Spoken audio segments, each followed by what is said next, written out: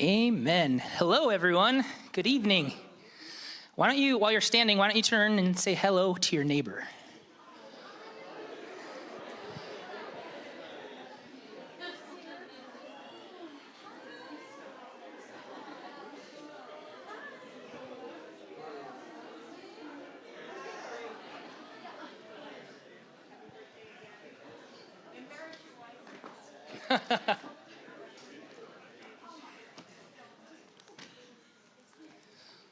All right.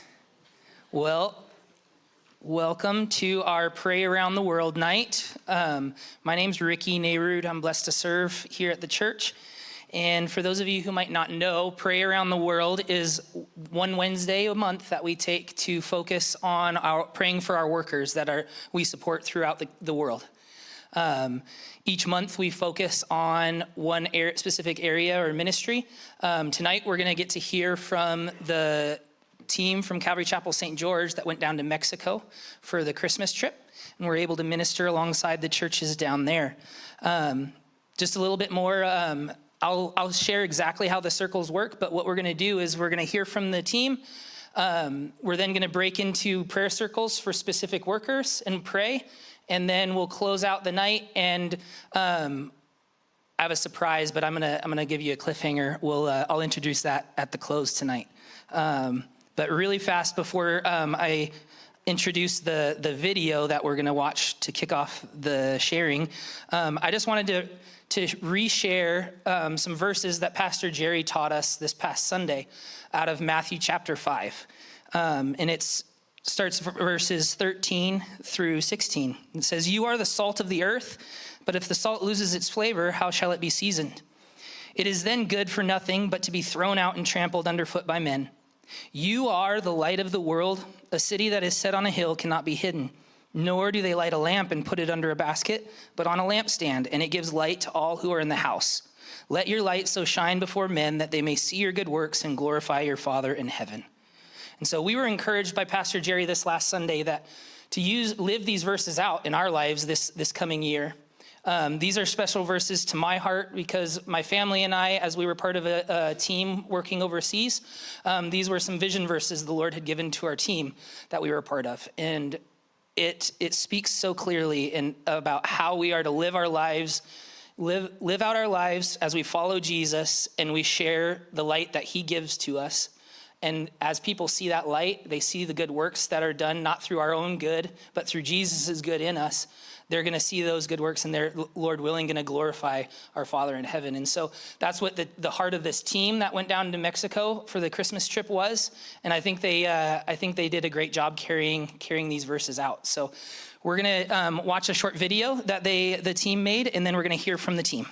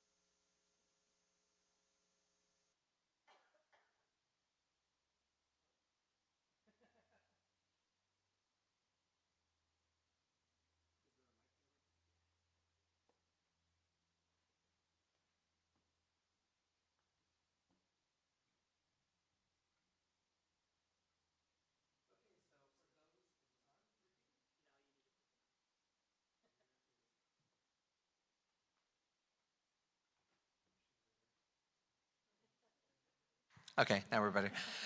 So I am Mark. This is my wife, Monica. We took over as the Mexico core group leaders from Mark and Laurel Pearson, April of last year. And so this was actually our first Mexico Christmas trip. We've been going down to Mexico for quite some time, but we've never done one of the Christmas ones. And so it was just a blessing to go. And just kind of want to give a little backstory on us. So we went on our first mission trip to Mexico in 2002. And that was a trip we went with Mark and Karen Pearson at the time. Vince Valance, who's here, he was with us. And so we went down to Maria Luisa's house and we painted bedrooms for the orphan kids that she was ministering to. The kids fell in love with Monica. Not so much me, but more her. And then we had a heart to go, but we never went again. 10 years, I think. Yeah, so we were new to St. George. We had moved here in 2002, and about 2 months later, we went on this trip. And so God really used us down there, and we had a heart to go. But it just wasn't our season. We had two little kids, a 4 and a 2-year-old at the time. And so we longed to go, but we couldn't go. And the next month, back then they used to go monthly, which is such a huge undertaking that they would do. And so they went on the next trip the next month, and Vince told us about it and just said when the van pulled up, the first thing they asked was, where was Monica?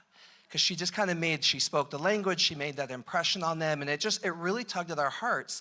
But we were starting a business, we were raising kids, and so we didn't go again until it was 2015. Lexi, our daughter, was 11, and she wanted to go, and Mark was gracious, and he said, listen, she can go if you bring her, if you guys go as well. And so we went, and she was the catalyst. We started going. We committed to go about 3 to 4 times a year after that. And so we went for the next 4 to 5 years faithfully, and we just served. And then again, it wasn't our season after that. Lexi was about 16, 17, still continued to go without mom and dad. And she's been faithfully going ever since. And it's always been on our heart to continue to want to be involved in what goes on there. But what I wanted to do is I wanted to kind of we'll go over the Christmas trip in a minute. But I really wanted to emphasize, why did we go to Mexico? Like, what got Calvary Chapel St. George involved there? So if you could pull up slide 1. That is Maria Luisa, for those who don't know, and she was the catalyst behind all of this. So I'm going to read a little bit of a backstory about her. So in 1996, Maria Luisa and her daughters, Maria and Anna, they started an evangelism outreach in Mexico. They lived in Tijuana, in Las Playas. And so they were ministering to about 400 kids who were in prison with their parents. So think about that. Your mom and dad commit a crime. There's no one that can raise you. So at the time, they would be incarcerated with their parents. And God just tugged at her heart, and she was like, this isn't right. This needs to change. What can we do? And so they prayed about it, and her daughters decided that something needed to change. And so what they decided to do was that Maria Luisa decided they needed not another orphanage, they needed a home where they could be raised. And so eventually God brought that up, it happened.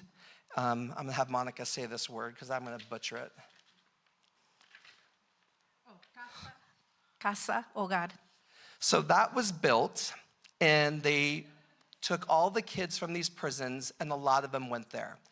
And the crazy thing how God works, it's funny because we tell people Mexico's all about relationships. It's all about people that you meet, and it kind of all goes back to the same kind of core people. And Maria Luisa is one of them. Pastor Ron is one of them. So when that was built, that original site was what became the Calvary Chapel Training Center. And so the kids stayed. Well, after a few years, it got shut down. And so all of those kids needed to get placed somewhere. All of them had somewhere to go except 2 sets of siblings. So there was two a brother and sister, and then there was 4 other kids. And they had nowhere to go. So the option was they lived in the streets in Tijuana, or they went back to prison. And so Maria Luisa's daughters said, Mom, we need to take them in our house. And so that's what she did. So she brought 5 kids into her house, and they had a 2-bedroom house. And that's why eventually when we went on that trip with Vince, Mark and the team went down, they added some bedrooms outside. Those were painted. And so she continued to raise those kids with her daughters. And within months of doing that, eventually her husband left. So now she doesn't have a husband. She doesn't have much income, but she just believed God would provide, and he did. And she served faithfully. And that's when Calvary Chapel St. George got involved. And so teams would go down every month. And their ministry was, let's go to slide 2. Those are the original orphans that didn't have a place. Well, not orphans, they had parents, but those were the original ones that could not go. They had nowhere to be placed.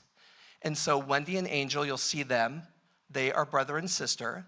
And then Nayeli, Karen, and Yesenia, they too are sisters. And so Mark and the team and his wife Karen, they would go down faithfully 10 times a year. And this went on for years, decades. And they would do crafts, they would do Bible stories, they would just share Jesus to these kids, and they continued to go down, they continued to pour in, and I'm looking out and I see different people who the years have gone down, ourselves included, and that's what the heart was. The heart was originally these kids. It wasn't building houses. Eventually it turned into building projects over time, but that was the heart. Let's go to slide 3. And so again, that's another photo of them for, it looks like for Christmas. So they would go down, they would bring them Christmas presents. Karen loved going down and doing Bible stories, doing arts and crafts with them. And it was just amazing. And so that was kind of the heart. Eventually it morphed into some other things. Let's go to slide 4. So we showed the original photo of Wendy and Angel. And so this is now Wendy as a woman with her family. And so of all of those kids, Wendy is still walking with the Lord. She's raising her kids up in the Lord. The youngest 3 on the left, if you look at those shirts, I don't know if you can see them, but they went on a short-term mission trip.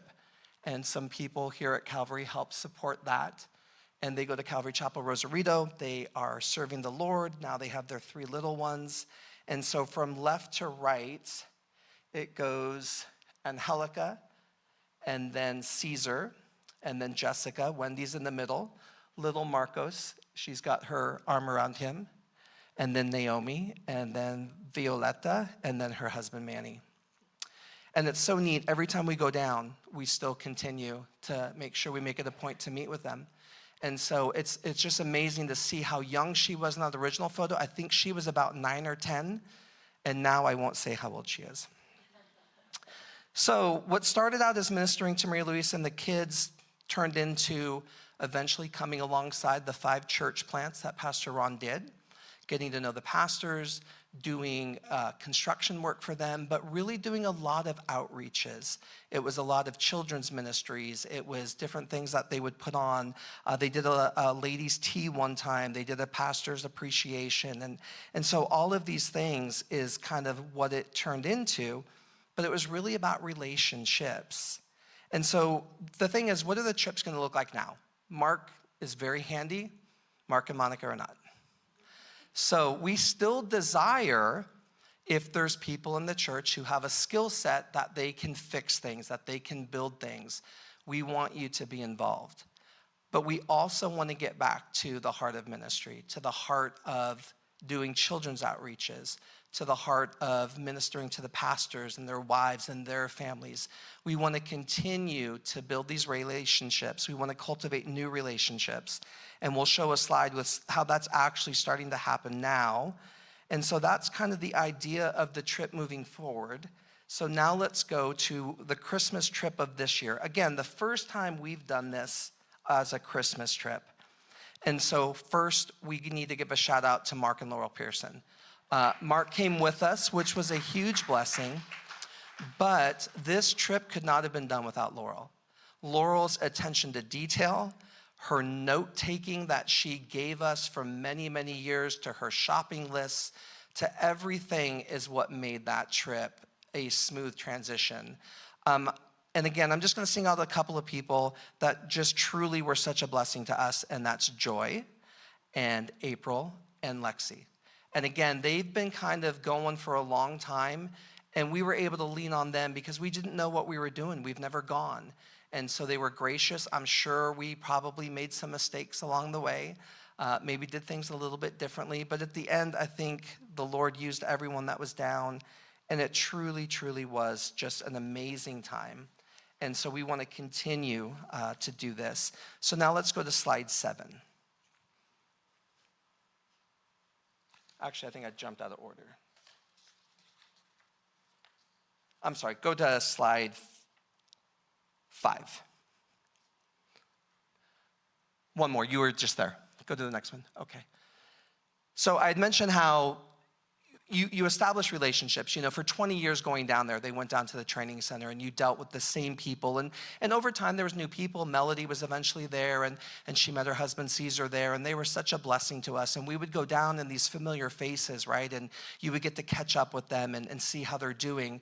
And then when the training center closed, it was like, well, what's it gonna look like next, right? It's a little rustic, but it's getting there. And so God's now bringing new people. And this is on the left, my left, or my right actually, is Caesar. And he is a translator. He is a tour guide. He can take you to great taco places. He has a heart for evangelism, a heart for mentoring. We took the youth down a few months ago, and he encouraged them to be out street evangelizing, and he is just an amazing, amazing guy. And that photo is us hugging it out there. And the other guy in that photo, his name was Alex. So real quick, I'll just share on Alex quickly. I wasn't going to. But Alex was in and out of prison, and he got really sick by injecting a needle. And he thought he was going to die. And he just prayed to the Lord, and his mom had been praying. He finally got clean. When we were down with the youth, he came, and he suffers from really bad anxiety. And Pastor Ron gave him the choice of staying at the base and probably doing some odd jobs or coming and spending the day with us, and he came with us. And he told Monica later, this was the first day that he can remember that he didn't have any anxiety. And so he actually spent 2 days with us. And, he actually helped us find places. He was really good at directing us. And Caesar is actually mentoring him and just encouraging him in the way that he should go. But this is like a new relationship that we're now cultivating. And so every time we come down, usually one of them is preparing breakfast. And so it's really neat to see that. And so slide 6.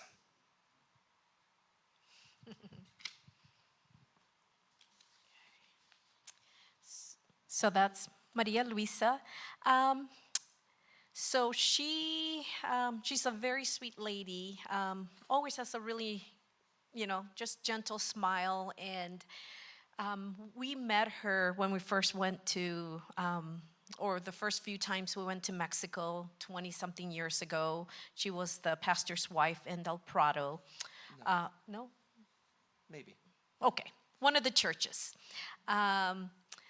But now, 20 years later, she's the one who is the cook. When we go there, she'll cook for us breakfast and just goes out of her way to just really, makes us feel at home, and even helps to make sure that the pickiest of eaters, she'll find something for them to eat. So very sweet lady. Who's she referring to? Maria Luisa. No, who's the picky eaters? You, your daughter. So she actually, same thing. She has not adopted, but she's been caring for a while for 3 kids. Moises is 17, Anna 16, and Angela's 11. I believe she started caring for them when they were like 4. The youngest one, the 11-year-old, I think was around 4. So she's been caring for them, and she's just such a sweet lady, and we just really enjoy going there and once again catching up those relationships where, I met her a long time ago, and now being able to reconnect with her and just being able to do ministering alongside her. So that's very encouraging. Okay, where else? Slide 7. So this is Anna. Her husband, Victor, he's not in the photo, and the daughter is Nineveh. She's 3 years old. So they live in Granjas. this one really hit hard. I think each one of us that were on this trip, different people kind of ministered to you, right? And this one about wrecked us. Hearing her story, her husband is trying to get his life together, been in and out of rehab. The good thing is, the last couple times he's relapsed, it hasn't been long before he's realized he needs help, right? And so he was currently, I think, in rehab, but it hit me personally hard. And I was able to share with her through Monica that my sister had passed away from an overdose in July of last year. And the one thing I was able to share is, God doesn't want us cleaned up when we come to him, right? God's going to clean us up. He's going to do the work. We can't, right? We can't pull ourselves up by our bootstraps and try to get our act together. But how encouraging it was that her husband is trying to change. He wants to follow the Lord, and he still has his struggles, as I'm sure some of us do, right? None of us are perfect, and that's what I was able to share with her. And it was just such a touching moment to be able to not speak the language with her, but to use Monica to translate, and even Lexi, because I broke down, I just started crying. I couldn't continue. And so then Lexi had to she knew where I was going, so she was able to share everything that I wanted to share. And so the one thing that Mark and Laurel started a couple years ago, and we're going to hand these out now, is we take a photo of the people we hand the boxes to. We write down their prayer requests, and then we hand them out, and we want people to commit to the next year of praying for them. And so I told her I would personally commit to the next year of praying for her and her husband, and just see what God does. It'll be great because we're going to go back to Granhaus in March, and just to see how they're doing now, right? And just to encourage her again and just build her up. So we're going to go to slide 8. I'm not going to share too long on them because I think Ava's going to share on them. But when Ava does share, just remember this photo. So this is Pastor Juan and his wife, Jessica and Edgar. They are the pastors of Calvary Chapel Granhaus. And he is an amazing man, a great translator. And the one thing they were sharing with us is a few years ago, this is the poorest of the poor. And you don't really know what it is until you're there to see the abject poverty. And they were ready to just close up shop. Nobody was coming. I think there was maybe one lady and her kids. And he had talked to his wife. They were praying about it. They had tried everything that they thought was the right way to go about establishing a church, but it wasn't gaining traction. And so they were going to get this lady settled, find her a place to live, and they were just going to move on. And then God laid on their heart to start reaching out to the kids. And through that, they are now still there. I think there's probably 50 to 60 adults that come, probably more than that, kids. Their children's ministry has exploded, and they realized that it was God telling them what to do, and they were just obedient. Slide 9.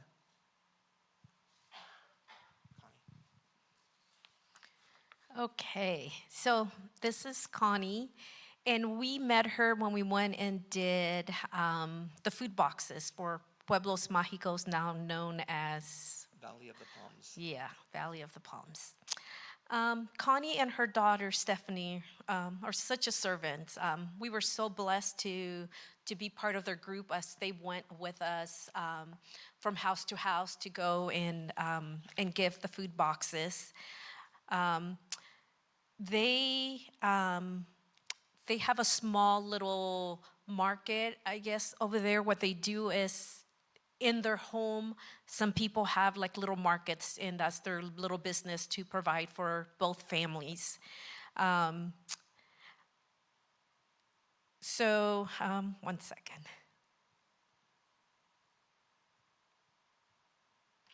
So this was very emotional for me to meet Connie and Stephanie, because I've been praying for Pueblos Mágicos, as they don't have a pastor there. Something happened and their pastor had to leave for safety reasons. They had to leave. So it's been a while, maybe going on almost a year, close to a year, not having a pastor. So all the pastors are taking turns from those other churches. The other 4 churches are taking turns to go and help this church and teach. But as I was speaking to Connie and Stephanie, I mean, they just had such a heart, just they were just saying how, just how the struggle, a lot of people have left the church because there's no pastor there, and they're just staying strong, and they know that God has a plan, that God's going to bring the right pastor there. And I got very emotional because I've been praying, just asking the Lord to bring that shepherd that they need, to lead them. Go to slide 10. Oh, slide 10. So this is Stephanie, Connie's daughter. Once again, just very sweet lady. She told me that besides the Lord, her mom was her anchor as she had struggled with, I believe, drug addiction a couple years ago. She just kind of came back to the Lord and is just trying to continue to grow and be the godly woman and mother that the Lord has called her to be. As I was going through all these homes in Pueblos Mágicos, my heart was, I've never done a Christmas outreach, but I definitely have been to those areas. And I kind of grew up in an area like granjas, like the poorest of the poor. So I really, I didn't feel so bad because I kind of knew, when you live like that, you don't realize it. I didn't realize I was poor. I didn't realize I was missing anything. So, but this time just going around to each house and hearing all these things that our people were going through, besides financial hardship, and that's why we took boxes to them. My heart just broke, and I just wanted to give everybody, $10 or whatever I could, and I kept praying, okay, Lord, because I know we shouldn't be getting in God's way. If there's time that God wants us to give, and there's time that God, it's going to do the work. So I kept praying as I went to every house, and my heart was just, just hurting and just wanted to, give them something.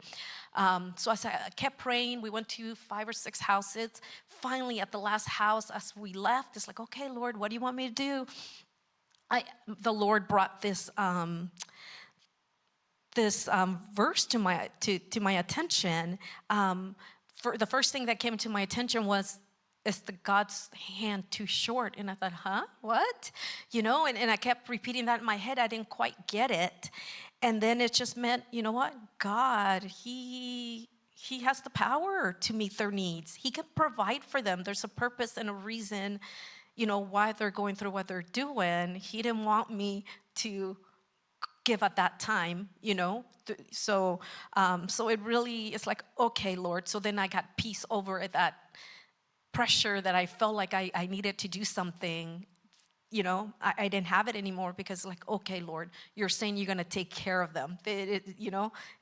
You're going to do that. So it was just kind of neat to know how the Lord speaks to us when we truly seek Him for advice, for wisdom. Slide 11. This is Shori and Karina, and they live in Carmen Sedan. Top left is Shori. Back is son Brandon and Brian. They're twins. Then there's the baby, and then there's Karina, and then there is Evelyn and Camila. So they helped Pastor Ron up in Carmen Sedan with, what's it called? The bee making honey. So they live right next to where Pastor Ron does that. So I never met them before, so I had to give them a call to find out so that they were part of the family that the church provides clothing for their children. So I had called Karina to find out kind of what the sizes were of the clothing. And as I spoke to her, she told me that if there's any way, their fridge had just broken down, and if there's any way that in lieu of the clothing, if they can get a fridge instead. And so we went ahead and spoke to Ricky here, and the church went ahead and decided that yes, that was an important need, and they provided this fridge for the family. They went almost a whole month without a fridge. So it was very difficult on them.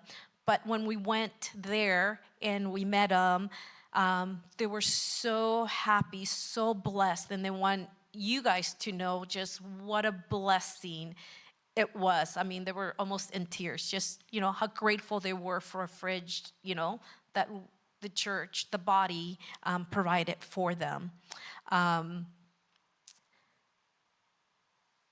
So they live almost like in a little farming area. So everything is far. I believe like the little elementary school the kids go to, it's a couple miles away, and they only have one car. So I think the mom walks with the little ones to take them to school. The boys also walk a couple miles to go to school. But when we were there, they told me that some neighbors had gifted the boys dirt bikes, 2 of them, so now they can ride their dirt bike to school. So that was, that was such a blessing. And then before we left, they had an outhouse and kind of really brought back memories. When I was little, living in El Salvador, we had an outhouse. So it just kind of brought some memories for me. The area where I was raised, there was no electricity, there was no running water. But once again, it was just normal to me. I didn't know that, I didn't know any better. I didn't know, So I just remember being happy, just, I didn't think I was missing anything, And sometimes when we go there, we feel like this people, we feel bad for them because we have a lot more, and we feel bad for what they don't have. But really, they don't miss it. Some of them don't miss it because they don't know, But I do often thank the Lord. I am so very grateful to live here in the States. Just every day, almost every day, I thank the Lord for a roof over my head, for electricity, for running water, for hot water, because I didn't have that growing up. So, so I'm very grateful to God for that. But it was it was just very encouraging going there and just being able to be there and be the hands and feet of you guys, everybody who donated towards the food boxes. Because when people would say, well, thank you guys, like, don't thank us, thank our church, thank the Lord, because it's our church body who have provided for this for you guys. So. Slide 12. So this is most of the team. I think we're missing Pedro. I don't know where he is. And obviously Lexi's behind the camera. But, everyone did such an amazing job. And again, this couldn't be done without people here donating to cover the costs of the food boxes. Like Monica said, the church being willing to bless somebody with a fridge. And, the one thing when we went down, the one thing I emphasized before we left was, I had 2 questions. Why are you going? And why do we go corporately as the church? Not Calvary Chapel, St. George, but just the big C, right? And we did a small devotion on the book of James, about pure and undefiled religion. So James 1:27 says, pure and undefiled religion before God and the Father is this, to visit orphans and widows in their trouble, and to keep oneself unspotted from the world. And that's kind of what we did, right? We went down, we ministered to probably some kids, maybe not necessarily orphans, but definitely kids that are, in church only because that's their only safe haven. The parents aren't there parenting them. And, this is the heart behind this. God wants us to go and be his hands and feet. And we can't always go every time. Maybe not everyone can. But when you can go, we go 4 times a year. And so we're hoping that more people will have a heart for this, to want to come down, to want to get involved, to want to get plugged in, and just build these relationships, just cultivate them, right? These pastors have a tough job. It's not easy, but each one of them has a smile on their face, and you can just sense that they are where exactly God has called them to be. Okay.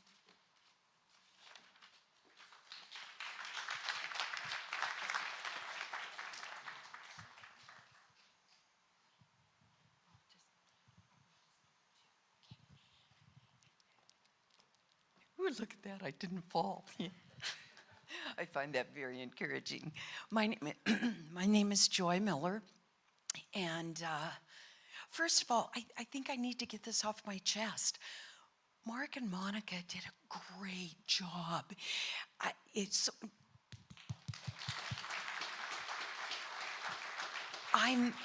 I was just so proud of them. I mean, I know Mark was joking. Where did they go? I don't. Anyway, oh, there you are. Okay. But I know you were joking, but you guys were great to follow. I'd follow you anywhere. So there you go. If I had to give this trip a word or a phrase, it would be the power of prayer. I know that for years we have been coming back with the pictures, and everybody gets a picture and they pray for the person for a year. But oh my goodness, you guys, I would hope that every one of you gets the opportunity to go down and see what your prayers have accomplished. And I'm going to dive right into my first picture. This is a wild story to me. I mean, this is Anna. I've been going on this trip for 4 years. This is my 4th year. And the first time we went to Anna's house, her husband had just left her, as I recall. And well, of course, that there was angst, and she was worried, and it was a very sad time for her. So, of course, it's a privilege for us to, give a box and to pray over her. The next year, we went back, and Anna had been diagnosed with cancer.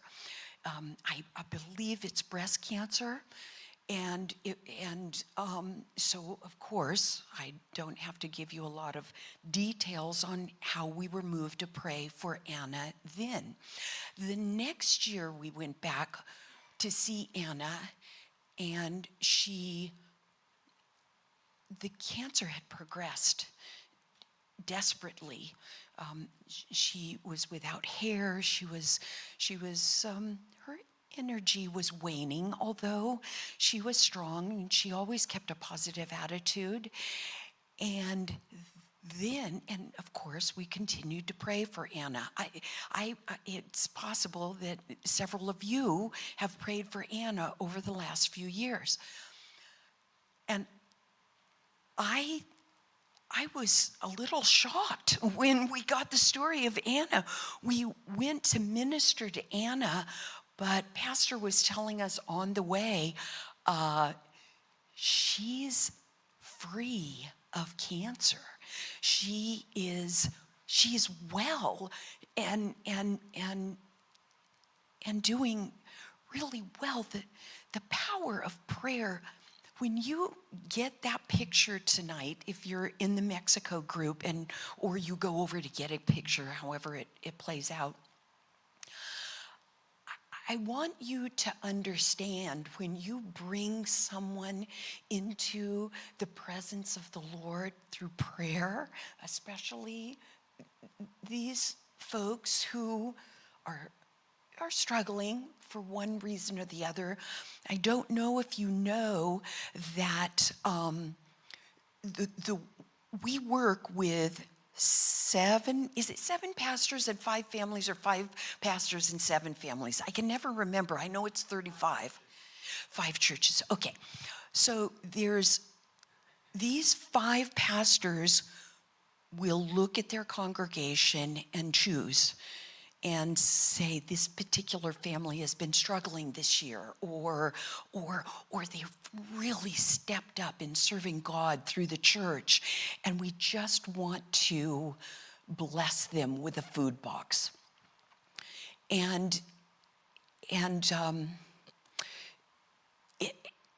have no idea why I told you that. I am so sorry. Gosh, it's so embarrassing to get old. Anyway, anyway, when you pray for each one of these people, they have a special need or they have accomplished a special goal. And when you pray for their prayer needs, I mean, it's real, you guys. I want you, when you get your picture, think of Anna. 4 years of struggle, of 4 years. And and I think sometimes we pray and we think, oh my goodness, 4 years, Anna, nothing's, the human part of us says nothing's going to change. And then there's Anna. What is it that Marisa always says? But God. Marisa and Jerry are always saying, but God. And it flies in the face of what we sometimes let ourselves think. We forget that God is God. So think about Anna. Okay, go ahead and go to the other picture. This is Francisco, and he just touched my heart. He's got his little girl, Kathleen. And maybe I'm old-fashioned. I know that we are the sum total of our experiences.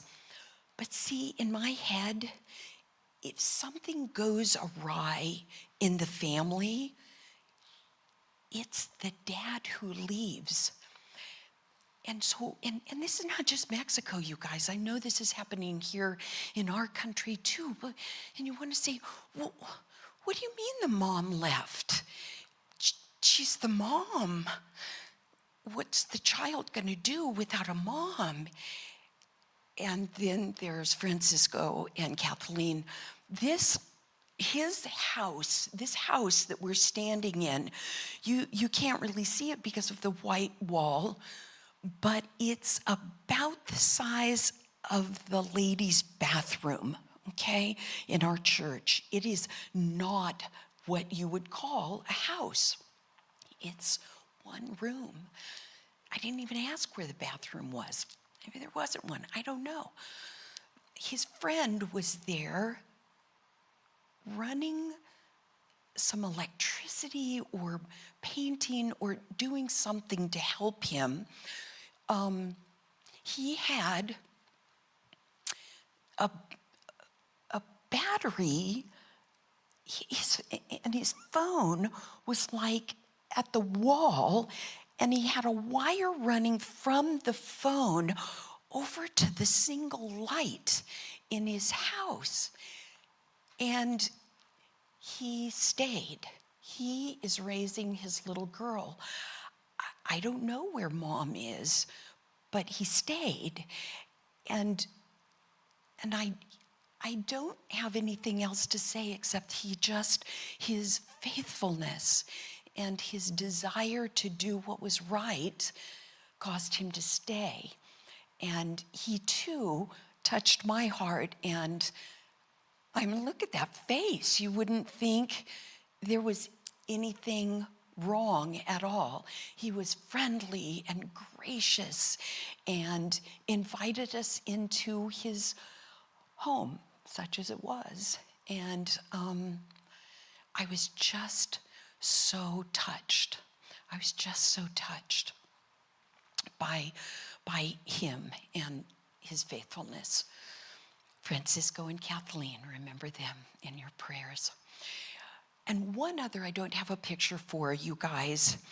I think it was Mark that mentioned great. we get taken to a lot of great taco stands, and some of them are easy to see, and others of them are kind of just tucked away. And there was this. I don't think they were a couple. I think they were like a brother and sister. I don't know. And some of you are probably like me. You're trying to remember when we go to a restaurant to ask the waitress how we can pray for you. We're about to bless the meal, so we're going to be praying anyway. Can we pray for you? And when I've done that, maybe you have different experiences, But by and large, I mean, some are all over it, and others are taken aback. They want to be prayed for, but nobody's ever asked them. And the lady, the young woman that was making our tacos so diligently that day, we asked her how we could pray for her. To tell you the truth, you guys, I don't even remember at this point. April would, she writes down everything. But we asked her how we could pray for her, and the tears just ran and ran and ran. She couldn't believe, apparently, that we could or would want to pray for her. I don't know about you guys, but if I can give a person that moment, why would we not want to? What else speaks Christ's love more loudly than that? We are to be a light, and not a light, but the light of Christ. And when we allow ourselves to have his love flow through us, his light, not ours. I don't know about you, but I can be naughty. I mean, I don't have a lot of light. I mean, it's God, it's Christ. And so I would challenge you, because of our waitress at a random taco stand was so touched that we would want to pray for her. I would challenge you to give a moment like that to someone else. So anyway, thank you. Thank you for letting me go. You guys come next year, okay? Great Vans.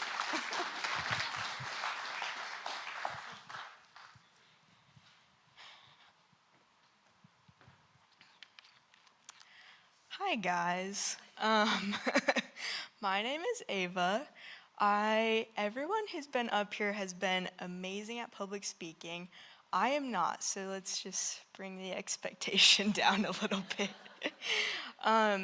You probably haven't seen me around much because I do go to school in Virginia, but this is my home church. I've gone here the last 16, 17 years. And I've gotten to go to Mexico a couple times. This was my second Christmas trip, and it is just always such a grounding trip to get to serve people that are less privileged than we are.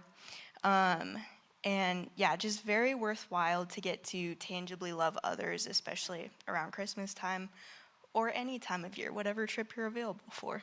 But I was especially touched, as Mark said, by the pastor in Groundhouse, just their whole family, but especially his wife. I don't know if Mark already said, but our lovely photographer Caesar, he is from that neighborhood, Groundhouse, and was raised there, and even talks about now how he was impacted by Christian groups coming and ministering to him when he was growing up. So it's really cool to always go into that neighborhood kind of with that perspective of, oh wow, lives really have been changed here. But yeah, so the pastor and his wife, that Groundhouse is a very poor area neighborhood, and a very difficult environment for kids to grow up in. So Juan and Jessica, they really inspired me, not just because their ministry is so difficult day to day in the environment they're in, or even as they were sharing with us later on that they've been going through a lot of personal struggles on their own. But through all of just everything against them, they were so full of joy. That was just really remarkable with all of the families that we visited, and especially the wives. Everyone was so marked with joy, but especially Jessica. She was just smiling and laughing the whole time that we were there, and it was just very clearly just the joy of the Lord pouring out of her. She has been through a lot, recent loss, but just so full of joy. I was reminded of one of my favorite verses, which is in Proverbs 31, verse 25, which is a woman who laughs without fear of the future. She was just such an embodiment of that verse. And she also, the whole time we were there, like giving out boxes and praying for people, she was just in the background, just hugging all of the women that were there to get boxes. She was talking to them. If anyone was getting emotional during prayer, she was the first one to be comforting them. She clearly had just spent a lot of time developing deep relationships with all of them and was just a great blessing in their life, very obviously.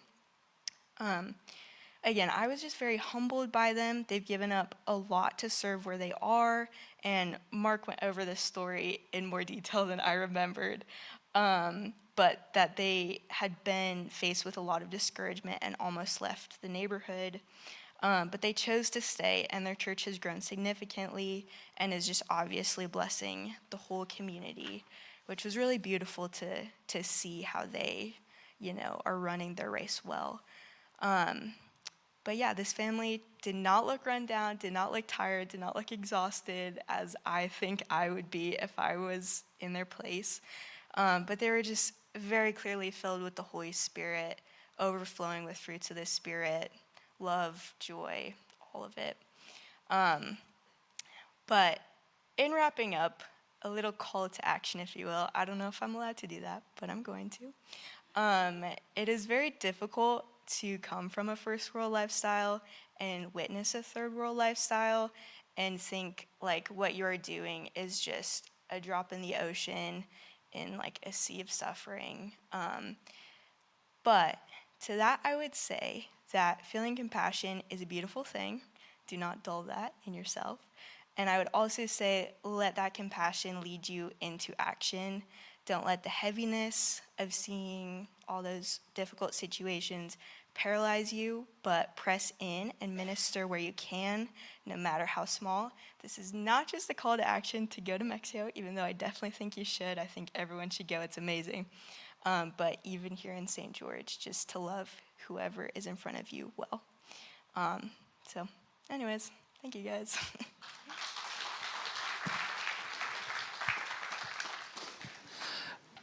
I think you anchored that very well, Ava. Thank you.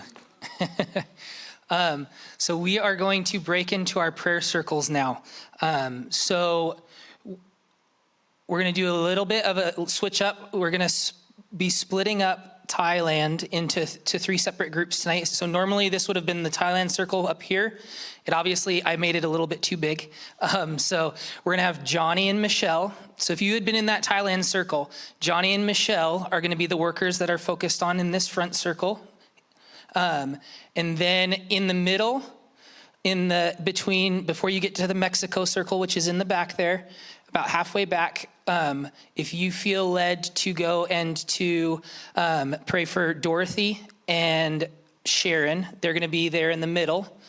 And then, like I said, Mexico is in that back corner. And you've got England in the opposite corner. And then kind of halfway between England and North Africa, which is up here in the front, we're going to do, who did I say? Thank you. FBR and Pastor Edmund are going to be there in the center. So the heart is that we're trying to make it a little bit smaller of a group so that there can be more time spent focused on praying, as well as getting the update from the workers as well. So, and then like I said, North Africa's up here. So it's 8:03. We're going to pray till about 8:30. So let's go ahead and break up into our circles now.